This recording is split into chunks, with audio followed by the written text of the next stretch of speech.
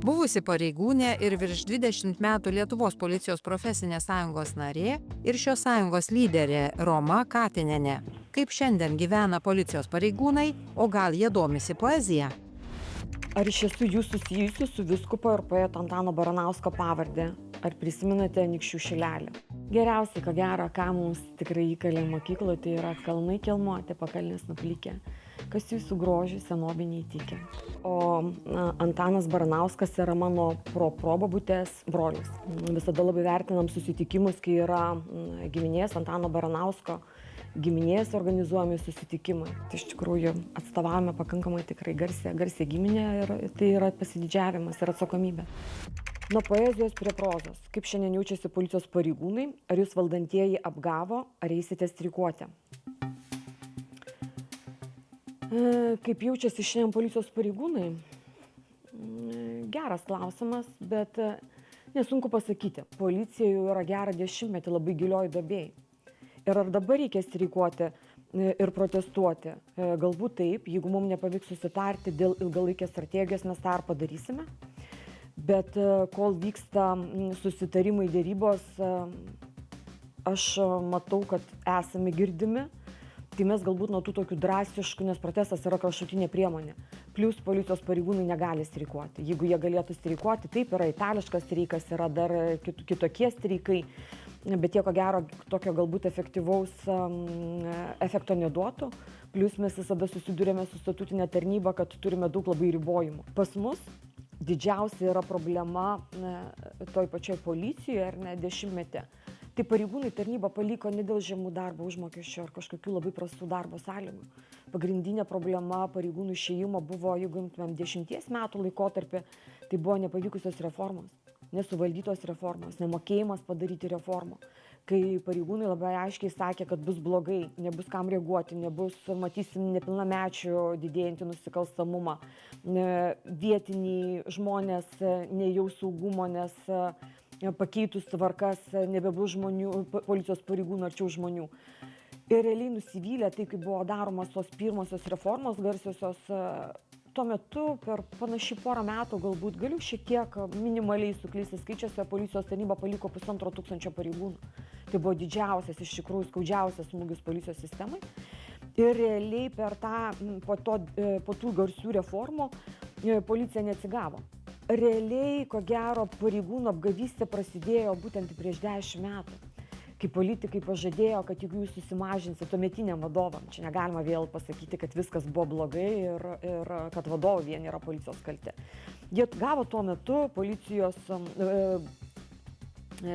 valstybės kai kurių vadovų irgi užtikrinimą, kad jeigu jūs padarysit pokytį, susimažinsit patys, ieškosit resursų, mes padėsime jums ir finansuosime stipriau. Tai realiai tuo metu buvo apgauti tiek patys policijos vadovai, tiek pati policijos bendruomenė. Ir po to tos kitos statutinės tarnybos, kurios absoliučiai nedarė jokių pokyčių. Gyveno ten užstrigime tam taip kaip anksčiau. Jie lygiai taip pat gavo tos pačius finansus, bet gavosi taip, kad jie išsaugojo savo statutinius pareigūnus dirbančius tose tarnybose. Ar tiesa, kad kitais metais kai kuriems pareigūnams atlyginimas pakils 8 eurais ir koks yra vidutinis policijos pareigūnų atlyginimas? Tai pakilimų, ko gero, matom dabar, bandom prognozuoti, skaičiuoti, įvairiai gali būti. Gali būti galbūt ir nuo 8 eurų, gali būti ir 100 eurų ir daugiau. Ar tai yra darbo užmokestis atliepintis visą infliaciją ir atitinkantis atliekamą darbą ir reikalavimus tam darbą atlikti. Tai natūralu, kad ne, bet panašu, kad mums reikėtų ilgalaikės išvis strategijos ir susitarti toj pačioj valstybei, kokios policijos reikia. Kiek reikia tų policijos pareigūnų galiausiai, kiek valstybė yra pajėgi, kiek kainuoja viešasis saugumas, kiek valstybė yra pajėgi skirti savo išteklių, kad ne tik tai policijos pareigūnai jaustųsi saugus, užtikrinti, kas mano akimis yra labai svarbu, bet ir visuomenė. Kaip policijos pareigūnai gali padėti, pagelbėti visuomenėje arba besikreipiantiems piliečiams, ar ne tik tai piliečiams, išspręsti jų problemas, klausimus, ištirti nusikaltimus, jeigu jų savivertė yra menka ir jeigu jie patys nėra užtikrinti. Jeigu jie patys nėra užtikrinti, ar jie gali laisvai kalbėti savo darbe. ar jie gali sakyti poziciją, ar jie yra lygiavertis partneris su savo vadovu diskutuoti apie darbo užmokesčio pakelimą, apie problemas. Policijos pareigūno darbo užmokestis tik startuojančių, jeigu taip pavadinti galbūt tą pirminę grandis, jeigu patrulio, reagavimo funkcijas užtikrinančių pareigūnų, tai yra net nesiekia 1000. Tai natūralu, kad mes nekalbame ypač didžiuosiuose miestuose, jeigu galbūt tai būtų provincijoje, kai nėra daug tų įvykių, visai patrauklu. Bet jeigu mes imam didžiuosius miestus, kur pareigūnai non-stop, kaip aš sakau, važiuoja, tų įvykių yra daug įvairių, kur netrodo, tu atvažiavai į C kategorijos įvykį gali, bet tau gali peraugti į A kategoriją iškart pavojingumo lygis, nes žmonės turi ir šaunamuosius ginklus, yra daug naudoja šaltuosius tos ginklus, peilius, kitas priemonės. Policija silpnėja galbūt.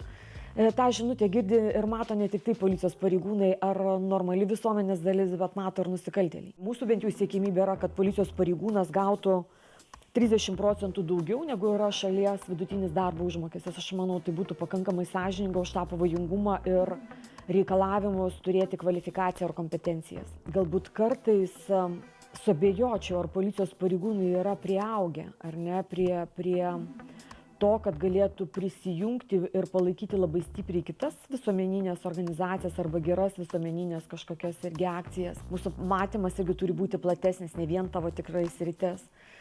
Bet aš galiu tokį paminėti pavyzdį prieš kelis metus, kai buvo profesinė sąjunga stipriai persekiojama, kai buvo mūsų informacija išimama po policijos komunikacijos vadovo skambučio kurie administruoja šitą švieslentes, reklaminės, buvo išimta mūsų užsakyta informacija.